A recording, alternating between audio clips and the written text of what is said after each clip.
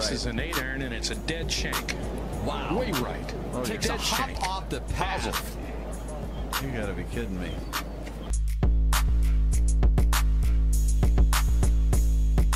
Very tough pitch shot right here. You gotta hit it into the hill, one hop up and bite, and it's in. Kind of like that.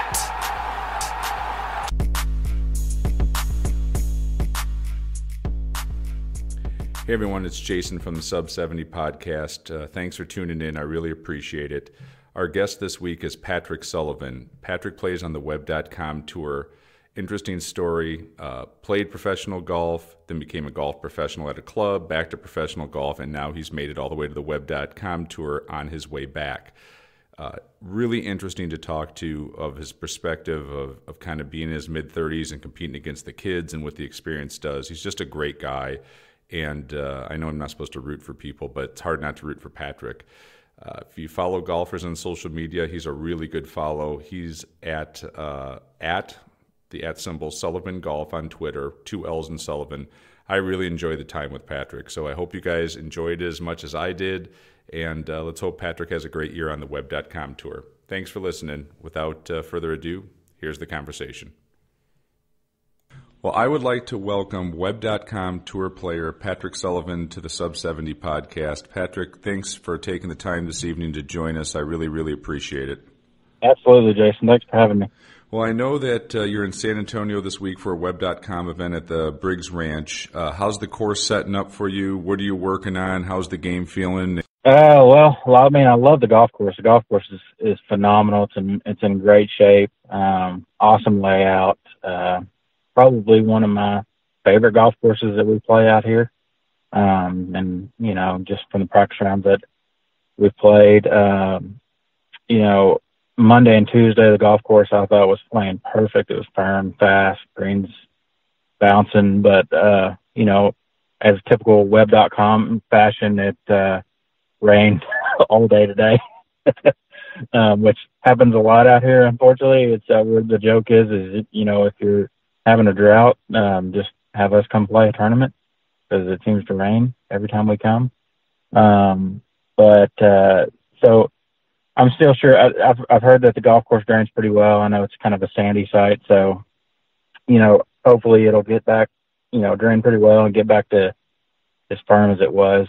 Because you know, we need to play. I feel like we need to play a little more golf courses like that. It's just fun, you know, and it really brings out the good ball strikers and good thinkers, you know, and because it's just not throwing darts necessarily. When it gets real soft like that, do the bombers have such an advantage with those soft fairways where if you can hit it high and you can hit it far, and that fairway eventually, you know, essentially becomes wider because of the conditions? Does it truly favor it a little bit out there for the really big hitters? I think it depends on the golf course, but I think it's more, you know, when it gets soft, especially when the greens get soft, you know, the ball strikers, it's just hitting a number. It's kind of the main goal. You know, it's who can pretty much just hit one number. And I think when it gets firm, then you gotta think, okay, where do I have to land this to get it close to the hole? Do I have to use some slopes? You know, because it's like, and you just got to think, and you got to, you know, you can't necessarily hit it at every flag. Some flags are just impossible to get close to. So you got to think, okay, where's my leave? And I think that's, you know, when the golf course gets soft, then I think it just, you know, it's just kind of mindless golf, essentially, is what it is. And, you know, guys that are hitting it good that week, but it turns into a putting contest, I think. And in some courses, yeah, if it's a wider golf course, then yeah, it can definitely favor the bombers. But, you know, I mean, out here, everybody can play. And so, you know, who's to say a shorter hitter just doesn't have a really good week with the irons, which does happen. And there's always going to be some shorter hitters up there. But, yeah, there's certain golf courses definitely we play that do favor bombers. Well, you're not going to have to twist my arm to find a golf course that's fast and firm. Plays a hell of a lot more fun than just hit and, you know, hit to here and hit to be there, right? Like I love links golf, and I think most golfers who really love golf love when those conditions come into play in a golf course where you have to think your way around it.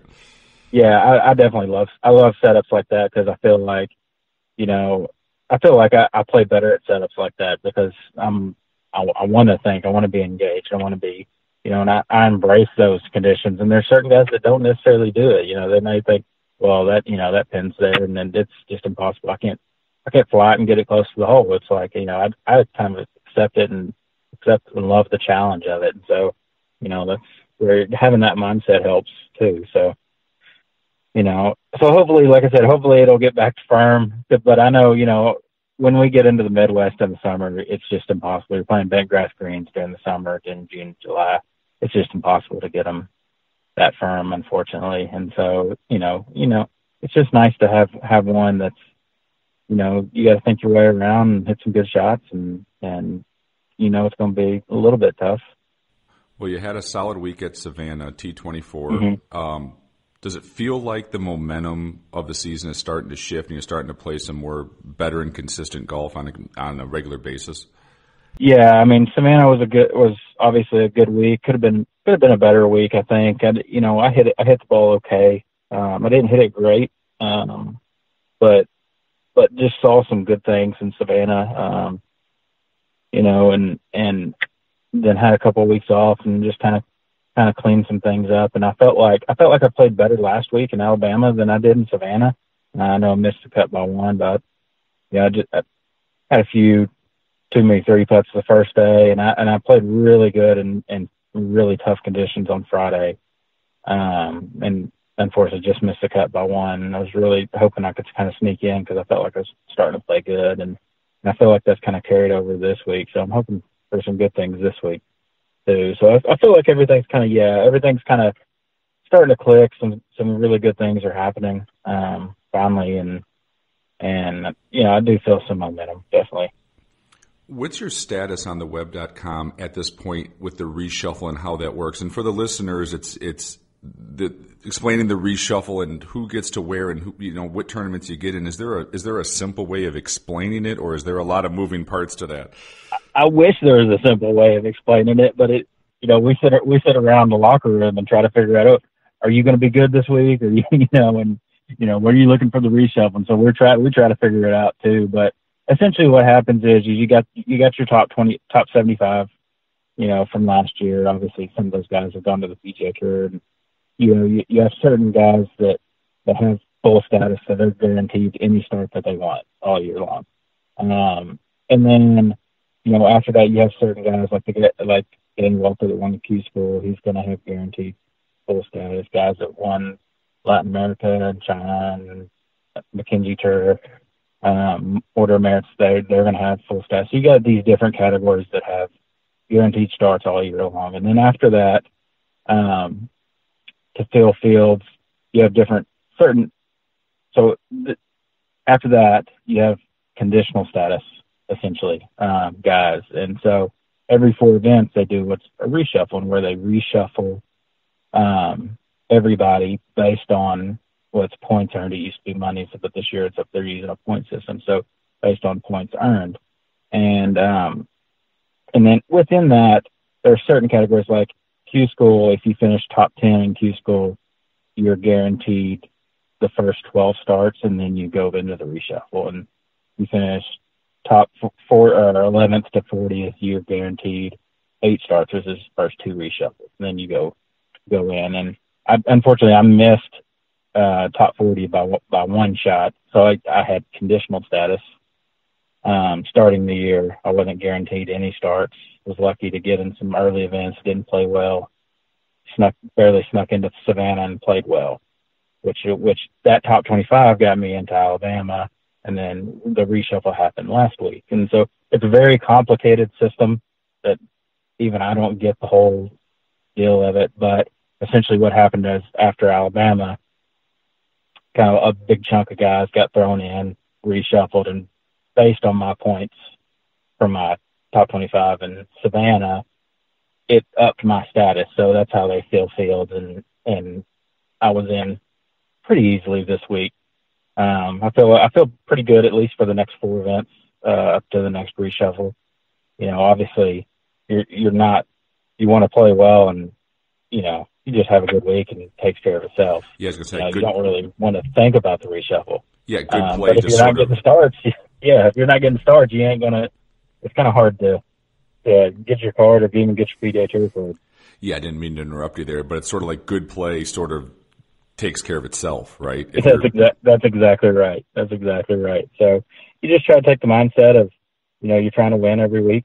Or you just just play your best every week. It'll take care of itself. You played 23 events last year on the web.com tour. What did you learn, or what were a couple of the things you learned being out there for a full season that makes you more prepared for this season? I think the first thing I learned is that I needed to take weeks off. I played horribly the last 15 events or so of the year. And I really struggled, and obviously I was in a position felt like I had to play. I think I played, I think it was the last 15 of the last 16 weeks we were on the road. And it's just, you're exhausted. Your body can't take it. You're just worn out. And just all the stress and everything. And so I think just structuring my weeks better, not grinding as much Monday through Wednesday, making sure you get your rest because it's a long year. Obviously playing the golf courses, a lot of them, we're seeing again this year, that definitely helped. That's tough. That first year is, with all the travel and everything, you might just get one look at a golf course that guys have played 4, 5, 6 times, and you're only getting their one look at it before you got to compete. So you feel like you're at a little bit of a disadvantage. And I think just being out here and being more comfortable this year just has helped. I mean, there's just a certain comfort level that I didn't necessarily have last year. Because again, it's new cities. You don't really know the places to eat, the places to stay, or the golf courses, and that's tough. That's a tough life. You're 35 years old, so there's a lot of young guys out on the web. Young being 23, 24, and under. What impresses you the most about this young generation's game? And then on the flip side, where do guys like you who are seasoned and you've been doing this a while and you know what you're doing out there, you're a seasoned trained professional, what advantage do you guys then have over that generation just kind of getting on the web.com tour? I mean, these guys coming out now they're prepared. I mean, they're coming out, they know how to travel because, when I was playing, you weren't traveling a whole lot. These guys are literally traveling the world playing, even amateur events. So they've learned how to travel. They already know the life. They're already settled into it. So, and they're good. They're just better players coming out than when I came out. They're just more prepared. They're further along. They're just more mature, it seems like. And I think, for guys like us, we had to learn. I felt like at my age, I had to learn it kind of the hard way, and especially being on web, some of these younger guys have never had to play a mini tour before, had to, drive through the night and drive event to event and live that kind of rough life, which absolutely sucks. But, at times you learn a lot through that process too. And so I think that's kind of an advantage that we have, is just kind of, when things get rough, we appreciated things a lot more, I think. And I know there's a lot of good kids out there that are very mature. I've gotten to know like Maverick McNeely pretty well. And I mean, that kid is 23 years old and I mean, going on 35. I mean, that's what impresses me the most, I think, about a lot of these kids. It's just, they're just very mature. And, you can easily tell the ones that are going to make it. So. Hey guys, this is Jay from Sub 70. First of all, thanks for listening to the podcast. I handle most of the marketing, social media accounts, website, message board accounts, etc. Just wanted to pop in to let you guys know there are a number of third-party reviews that have been posted. We appreciate all of the feedback we've received. just this past couple of weeks, there were reviews posted by John Sherman over at Practical Golf, Ryan at Independent Golf Reviews. There's been previous reviews from Golficity, Golf Unfiltered, Plugged In Golf, and there should be more coming soon, including iron and wedge reviews from My Golf Spy and some other sources. So keep an eye out for those. Please keep in mind that every purchase does come with a 60-day guarantee.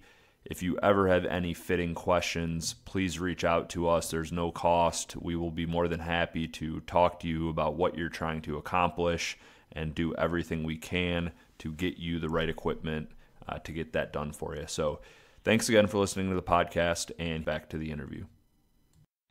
Golf can be a very hard game, just in general for amateur golfers. It's very difficult at the professional level at times. And you went through a stretch where you were missing cuts and it was hard. How do you work through that? How do you keep grinding? And how do you keep that self-belief that you can get through the other side and, you do have the talent? And what can us amateurs kind of learn from having to kind of grind through a tough period of golf? Yeah, I mean, it's hard. And there's not all the times that you have it. You don't always have that self-belief necessarily. You do hit rock bottom and say, can I even do this anymore? And why am I putting myself through this? And had that conversation quite a bit.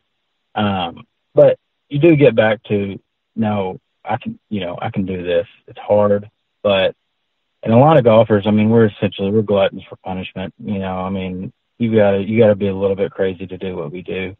There's no fallback. There's no, who wants to be on the road away from their family and nothing stable in your life. You gotta be a little crazy to do that. And so I think part of us kind of enjoy the struggle a little bit. I think that's what you kind of got to do a little bit. You just, as weird as it sounds, you got to enjoy the struggle. It's surely it's not great. It's great playing well, but sometimes I enjoy the challenge of not playing well and trying to figure that puzzle out. And it can be frustrating at times, but it's, like I said, it's definitely challenging. Yeah, and I think when people, and you're not the only guy who's gone through it, right? Like with Justin Rose missing cuts. It can happen, right? It's so competitive out there. But I think the inspirational part, at least, when I was kind of doing my research for this, is like you haven't quit, and you got through, school. You're back out there again this year, and then Savannah, you're playing well. Like I think it's inspirational as much as we all love the game to see the pros who even at times struggle still have it in them to go like, yeah, I've got the talent. I can do this. I love the story of the guys going through that period and then coming out the other side of it and playing some good golf. It makes me want to go and go and grind at it harder next time I'm on the golf course. I love seeing that. There's so many stories like that, the guy is like a Ted Potter. I remember when I was playing Hooters Tour, he was winning 4 or 5 times a year. He's one of the leading money winners all time out there, and he got his. I think he got his web status. I think it was maybe .com at the time, and for the first time, and I think he missed every cut that year. And then eventually gets his status back and gets his PGA Tour card, and of course he won AT&T last year, and then. A guy like a Martin Trainer is kind of the same deal. Has struggled his first year out and had no status last year, and then won in Mexico, and now he's PGA Tour winner this year. So, so there's a lot of stories like that. Like you pointed out, Justin Rose. So it's like, so that's kind of what keeps you going. Is like, okay, guys have been through this before and come out the other side. It's possible. And there's been quite a few of them. So. That's kind of what keeps you going a little bit, and you kind of hear those stories, and you're like, all right, I can do that. I can do this. Yeah, I've had a bunch of guys on the podcast, and it's never just a straight line to the top. There is so much grinding, and you think of like we had Tom Pernice Jr. on, right, and like he didn't peak till his 40s. he grinded around the world and all. You think of him as like an established player, but man, it was a long journey for him to become an established player. Then he sort of got to that next level and maintained it for, he was exempt on the PGA Tour at 50. So it's always usually a really interesting backstory of the, how even the names that we all recognize as even golf fans, it's not straight out of college and you're on the PGA Tour for 30 years. Most of the time, and that does not I think happen. I think you make a great point too. Is it's easy to just kind of look at results at the end of the week as well. But, with what we do in playing golf is there's ups and downs. Golf's just an up and down kind of sport anyway. Even in the course of one round, there's a lot of ups and downs. And so, you just recognize, okay, that some downs are last longer than others, unfortunately, but there's a lot of ups too. And I think that it's just nice to be able to step back sometimes to look at the bigger picture and just see, okay, am I trending certain ways or whatever. So sometimes you do feel rock bottom. Sometimes it's a lonely place, but when you do go out and have that good round, then obviously then everything changes. Yeah. I mean, that you're right though, right? Like that is, you guys do it at a professional level, but that is the game of golf, right? It's at whatever level you're at, it's not that easy. But like I said, when you see somebody doing it professionally, keep grinding through. I don't know. I love it. Like I said, it makes me want to practice harder next time I'm out there to do it. And I think golf fans truly appreciate, because we all know how difficult golf can be. Yeah, so I love it, man. I love it that you're out there grinding and doing it and seeing some results from that hard work, right? Like you've been playing better golf, so that's the cool part of it. So yeah, absolutely. I know you grew up in Arkansas. And my question is, how did you start playing golf, and how did that, pathway lead you to being a professional and doing this for a living? My dad always played. He's a pretty good player, and so I just grew up around it. Going to the driving ranges with him and everything, and I think he got probably up to a +2 or whatever, and played in a lot of state tournaments and stuff. So he was a pretty accomplished player. And so, like I said, I just grew up playing golf, and, I played other sports as well, baseball, and just got to a point, where, like 12, 13 years old, okay, time to pick one sport and picked golf. And I don't think, obviously, you always want to, when I played baseball, I wanted to be a pro baseball player, and I play golf, I wanted to be a professional golfer, but I didn't really think it was you never really, you got dreams, right? But, I think the first time I really thought it might be possible, I grew up at Mama Country Club, and Ken Duke at the time he was playing up in Canada, I believe, and he would come down and spend the off seasons kind of working the shop, play, and play and practice. And so I got to know him pretty well. And I was 12, 13 years old or whatever at the time. And he was really good to me, and just seeing him kind of grind it out and play, and following him during the summer when he was up in Canada, and just kind of opened my eyes to the whole world of professional golf, and seeing, that life, and understanding what really professional golf is, and just being intrigued by that, and he was awesome to me. And, I remember just waiting, him closing the shop early, we'd go play a few holes, or when he was out, he'd always let me tag along and play. And so, obviously looking up to him, and we actually had I still remember this, is I Mondayed into my first web.com event back in 2006 or something like that in Springfield. And I hadn't seen him in years. He'd ended up moving to Florida, and, where the weather's better in the winters and stuff, and had some success and been playing web.com tour. I guess it was at the time, web.com. And so I hadn't seen him in years, and I remember going in the locker room, and he's there, to get lunch, and he makes a beeline across the locker room, and I hadn't probably seen him in 10 years. And he's like, I always knew you were going to be here. And so that was just kind of a cool thing that, I'll just remember, and obviously, seeing him some last year was awesome. But I think that was kind of the first time, just kind of following him was kind of the first time that I, really kind of saw that life, and I was like, I want to do that. Well, what a cool story too, right? To have kind of one of your boyhood heroes kind of pay you the respect Right. on the other side of saying like, yeah, I saw you had the talent. Like, that's a great story. And he's had a really solid career, man. Like, he's a hell of a good player. And that's kind of what, has kind of kept me going is he didn't really see success. He grinded a long time, and he really didn't see success until late in his career. Yep. And, but he stuck it out. And knew, he knew that he belonged out there, and when he finally got his opportunity, he took advantage of it. So, that's kind of what helps keep me going is seeing a guy like that I look it up to, that kind of had a similar story as maybe not, didn't really get his chance until later, but took advantage. Another Arkansas legend, John Daly. Any good John Daly stories? And did you ever, as you were a good amateur player, did you ever get to meet him? And was he kind of another one of those guys you looked up to when you were growing up? Yeah, a little bit.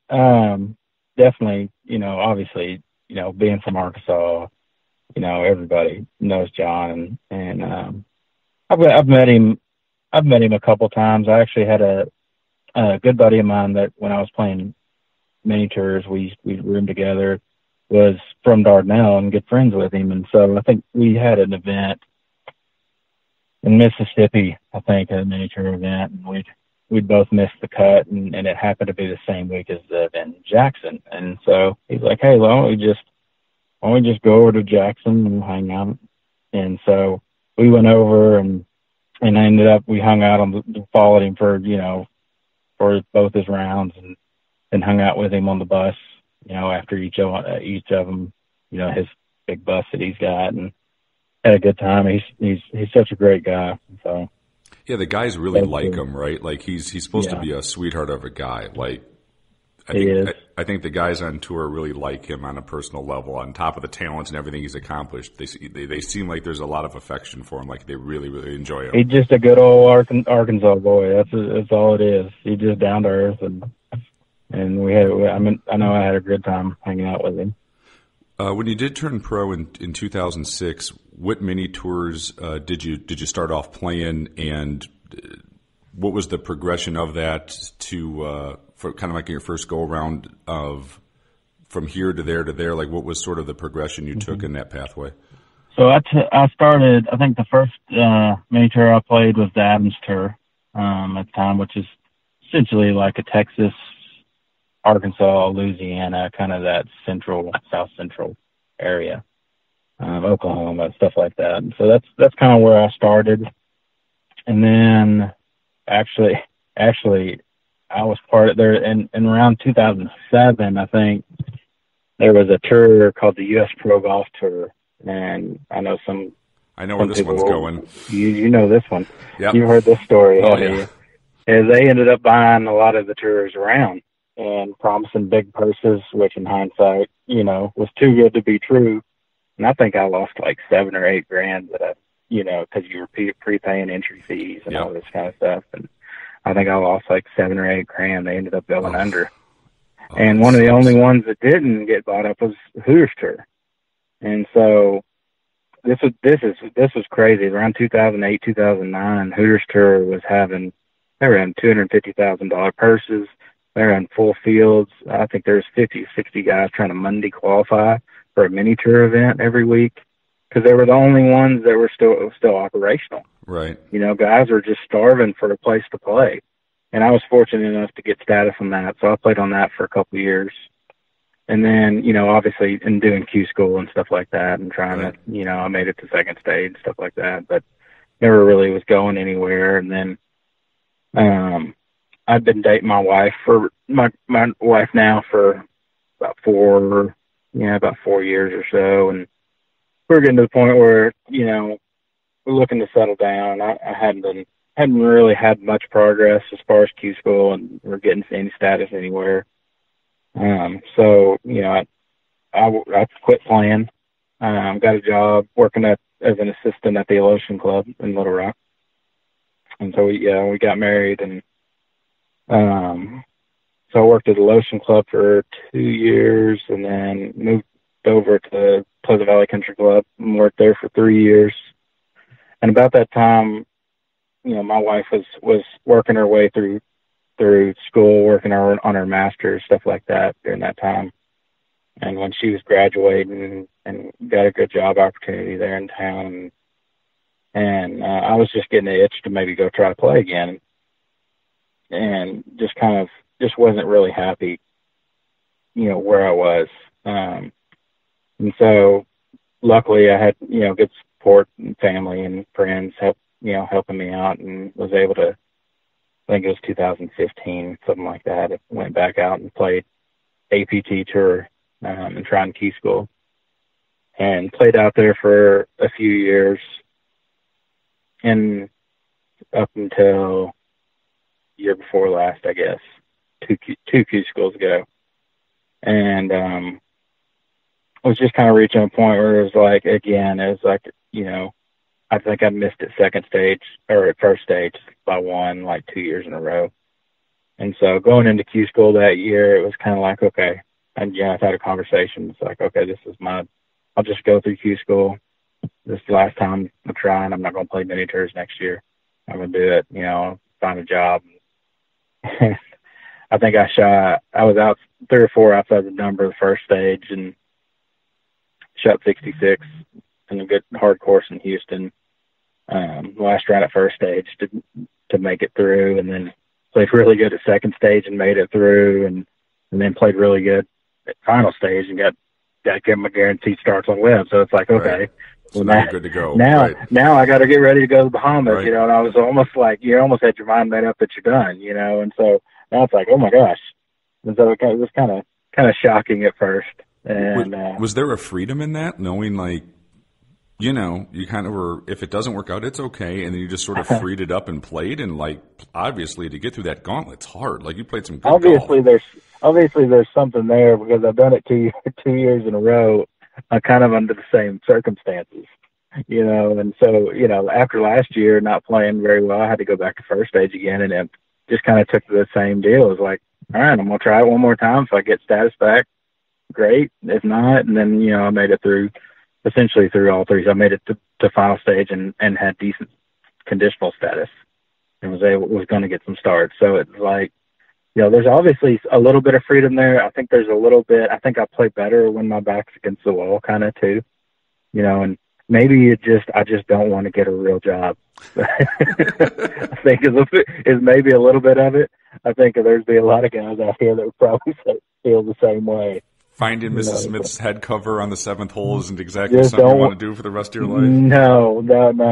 And then not saying that there's anything wrong with it, but I would much rather be traveling and playing and competing.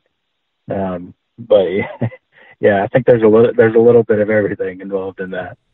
When you were a golf professional at a club, did you do a lot of teaching, or did you play a lot with the members, or what was sort of your role as you were an assistant? Obviously, a really, really good player. So how did they sort of utilize your skill set at those clubs? I mean, I did a lot of shop stuff. At Pleasant Valley, I was able to teach quite a bit. Alotian's a little bit different. They don't exactly get a whole lot of rounds. It truly is a special place, but they don't get a whole lot of play. But at Pleasant Valley, I was definitely teaching, and I really enjoyed that part of it. But it's just it's a grind. I mean, you're working 50, 60 hours a week, and giving lessons, and it's just tough. I mean, you're essentially not getting, maybe one day off. You get no weekends, which is no holidays, which essentially, even though I'm traveling a lot, I can pick my weeks. I can make sure that I'm off for holidays, if I need to be, so I'm a little bit more versatile there. But you're still gone and working, as an assistant. And so, but I did a lot of the shop stuff. I did a lot of the inventory stuff and just the normal day-to-days as well. Yeah. Next time you see your PGA professional at your shop, thank them, because I don't, the average person probably does not realize how many hours that pro is putting in per week during the season to make the club run smooth, the members happy, and your golf swing work, right? They work their asses off. again, it takes a special person to do that job and work those hours and be away from their family that much. I mean, it's a stressful job. It really is. And I don't think the average person understands the number of hours that their golf professional is putting in. Yes, I'm, I always tell our pro, like, thank you. And by the way, I wouldn't be playing as the level I'm playing at without your help. Like, those guys have so many different hats they have to wear, right? Absolutely. It's merchandising. They're half psychologists.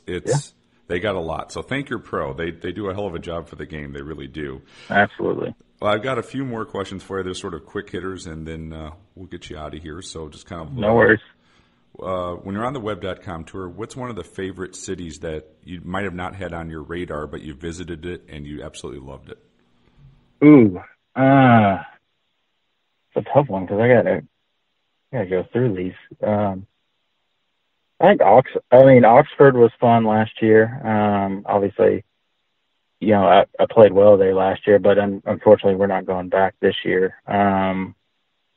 Savannah is great. Just the atmosphere of the golf course, and then the membership is they have so many volunteers. It's unbelievable. They run it a very, very good event, and plus it's just Savannah. It's just a cool old town. I mean, just a good old southern town. This week's a little bit different. Like I told you, I'm actually, like I said, I'm sitting in a parking lot in Hondo, Texas, because I don't have no reception at my place where I'm staying, but we're staying essentially on a ranch, a cattle ranch, at a hunting club, and there's like 15 of us, and players and caddies, and so it's a really cool, like, to have that many guys kind of hanging out. That we've been hanging out all week, at nights and everything, and they got a fire pit outside and everything, and so that's in a big old community room with a pool table. And so that's been cool, just having that, and meeting new guys and hanging out with them all week. But we travel to some pretty cool towns. San Francisco obviously is neat. And so we travel a lot. Unfortunately, I don't think I get to see as many of the towns because we're so routine oriented that we're just, I think a little bit that I'd like to change this year, we were talking about earlier, is spending less time in the hotel and the golf course. It seems like some weeks that's the only two places you spend time, and so getting out to see these towns a little bit more and experience the culture is one thing I'd like to do a little bit different, and that'll help take, the stress off a little bit. Well, besides fans going out to see you play, if you were a fan and going on the web.com, is there a player that you would be like, yeah, I would watch that guy play for 18 holes? Ooh, there's a lot of guys like that. I think my first one would be maybe like a Brandon Matthews, just for how far he hits it. It's ridiculous. By far, he's easily the longest guy that I've played with. I played a few practice rounds with Cameron Champ last year, and they're pretty close. I think Brandon might get him by a little bit. So that would be one that I think people would appreciate, just to see how ridiculously far he hits it. But there's a lot of exciting young players that I think pretty much any group you follow, you're going to see some good golf out here. I mean, there's so many good players out here. It's stupid. Most unique golf club you have in your bag, and it could be unique for a professional or because you've had it in there for 10 years and you just can't get rid of this club. Is there one that stands out? No. I haven't really been much of a tinkerer. I have lately. I just kind of did some shaft testing and changed shafts. I think this would be the third different shaft I've ever played. I've been pretty consistent. I'm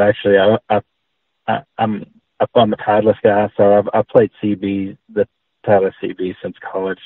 So I don't change those. I don't change much. I wouldn't say there's anything unique or old. I update wedges pretty regularly and stuff like that. So, yeah, no, nothing unique in there. Like most good golfers, we enjoy a good beer every now and then. Is there a favorite craft beer right now that is on the list that our listeners should try if they see it out at a bar or 19th hole? Ooh, there's so many good ones. I think, when I'm in town, when I'm home, we have a brewery called Lost 40. That's just a really cool atmosphere, and they make some unbelievable beer. I think Trash Panda is one from them is one of my favorites. Obviously, when we were in San Francisco last year, I was able to take my pilgrimage to Russian River, and I think we bought an extra suitcase to bring home a case of Pliny. Priorities. That is definitely priorities. So that was a treat for my wife and I, and to be able to, drink that straight at the bar, at the pub there was unbelievable. But I definitely, when I'm in town, and that's kind of one of my things is when I'm in town, I like to see, okay, is there any local breweries, and maybe try something different one night, and just kind of, just to see what the local scene has. That's my way to kind of get away and kind of, maybe experience the town a little bit. Favorite golf course you've ever gotten to play in your life, and what makes the architecture of that club so amazing? That's like asking who your favorite kid is. I think two cool experiences were I played 2 U.S. amateurs. One was at Marion, and one was at Wingfoot. I think that was just cool, just getting to play a USGA event, something like a U.S. amateur, the way it was set up and everything. I think Marion, I really enjoyed Marion, just the ability to fit so many good holes on such a small piece of property, and never really feel cramped, was really impressive. I try to find somewhere in town every Wednesday, because, unless I'm playing the pro-am, which is very rare, I try to find kind of that cool old course. So, I'm hoping to play a few good ones. One of my favorites from last year was a course in Nebraska, Wild Horse, just off the interstate. I played it. Isn't it fantastic? You played Wild Horse. It is unbelievable. Yeah. It is absolutely unbelievable, and was actually, got to know it, talk to the superintendent through Twitter a little bit, and just talking to people there. And I mean, they built the whole place for just a couple $1 million or something. It's just dirt cheap. And the place is one of the best golf courses I've ever played, and it's phenomenal condition. Can you believe that's the town muni? That's the town muni. No, I mean that's what's unbelievable, and it's one of the top best golf courses I've ever played, and it's loads of fun. It's unbelievable, and I took a little side trip to Sweetens Cove, which is most people know about by now. What'd you think of it? What'd you think? I thought it was fantastic. I really enjoyed it. I actually got to play with Patrick Boyd, and he was up there and got out of the shop, and that was fun. So we talked about architecture and everything, and that was a cool experience. Got to play a little bit of cross country golf out there. But I went out there, I think it was a Sunday afternoon, and the last hour and a half or so we were pretty much the only ones on the golf course, and so that was a really cool experience. And I think it's there's some really, really cool golf holes out there, and I know Rob and them did their fantastic job out there with that. It's an amazing story. It's just amazing how they saw that thing through, and finally getting all the recognition. I haven't played it, but I'm sure I would love it, because the guys who I respect their opinions of just say it's such a great experience, a fantastic golf course. It is, and just the feel of the place and the laid back atmosphere it's really cool. I really, really enjoyed it. And so hopefully we'll get to play a few really good ones. I'd like to maybe try to sneak over and play, maybe somewhere cool in Chicago when we're up there, just trying to. Yeah, let me know on that one. I mean, absolutely. I've got a couple hookups. Hey, you notice how I dropped that one? If you haven't played Chicago Golf Club or Shore Acres, I know a couple guys over there that can probably help out with it. But I mean, like Chicago is Oh my gosh, it's probably the best inland links you can golf get me course on in the either world. one of those two. I'm there. Text me, brother. I can help you out with that one. I know a few people around this area. And back to the Nebraska thing, if you played Wild Horse, you got to get out and play Dismal. And then my favorite golf course in the world, we're going on a tangent here, Sand Hills in Mullen is unbelievable. If you love because I'd actually DM get in touch with the superintendent out there to try to get on Sand Hills, and he's like, man, if it was any other day, they were busy, I guess, for them that day, and he's like, I'd get you out there, and that was mine. Yeah, exactly.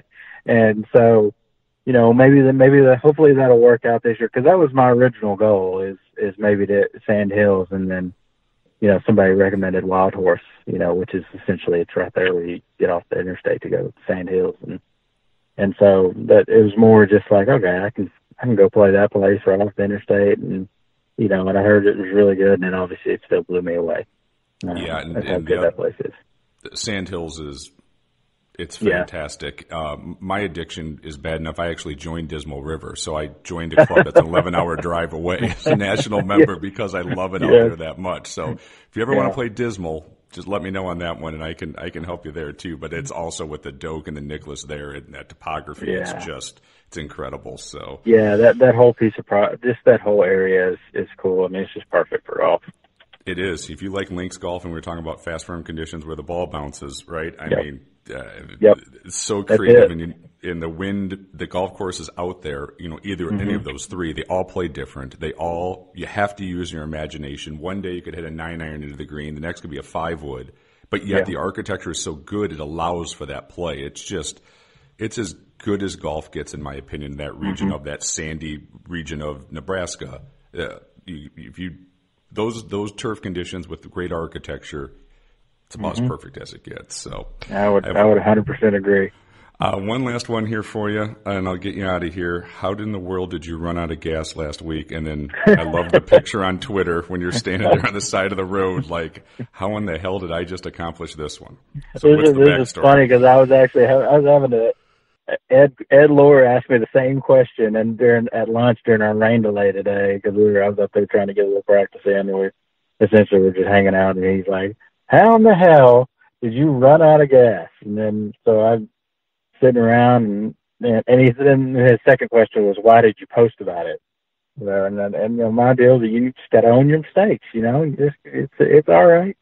But no, it's just driving through the middle of nowhere, and you lose track. You're making good time.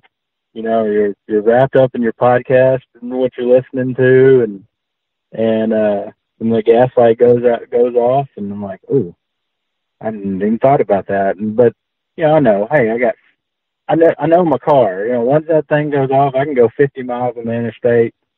I'm good. And I got on the GPS, gas station, 30 miles. Awesome. Then I went about 15 miles, and just traffic came to a stop. Oh God! No. And so you're sitting there, and you're like, oh God, okay. And so you're just watching the thing, and you're just like, okay, keep going. And it's at 30, 45 minutes or something in traffic. And so finally, they were get through. Is there happened to be a car on fire? I think everybody was okay. I hope anyway. And so then you're like, okay, all right, just make it as close as possible. And you're counting down the miles and everything, and like the needle's below empty, and you're like, okay, it could any time. And finally, I crested the hill to where I could see the gas station sign. And as soon as I saw the gas station sign, you just hear the doo-doo-doo-doo. And I'm like, oh, no. And you throw it in neutral and try to go as far as you can. And I got within like 0.8 miles or something like that. And by the way, if you ever want to know what pressure of like final stage of Q school feels like, just put your car on empty and hope you make it to a gas station. This is exactly what it feels like. It's just that nervous, like, I don't want to have to walk. And so luckily I went out within a mile, of the gas station. It wasn't too terribly long of a walk. And luckily they had gas cans too. So it would have really been bad if I was about 7 miles away or whatever, just literally out in the middle of nowhere. But Hey, it happens. You survived. You survived. I survived. It's called a learning experience, right? It is a learning experience. For the next few months, you're just going to fill up when it gets about half empty. Yeah, exactly. It gets down to a quarter of a tank. You're not going to do that one again. That's exactly right. The thing is, we drive so much, and we're trying to get there as fast as you try to spend as little time in a car as you possibly can. And so you're like, okay, if I can squeeze out a little bit more, I only have to stop once or whatever. And so that's essentially what I was trying to do, and just cut it. Flew too close to the sun.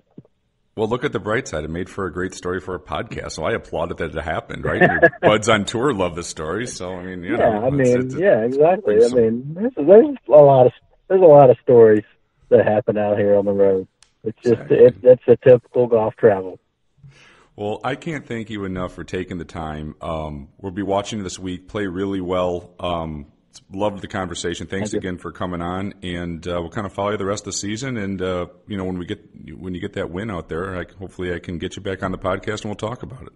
That'd be the dream, right? Exactly. Hey, thanks so much. I appreciate it, Jason. Yeah, absolutely. Anytime.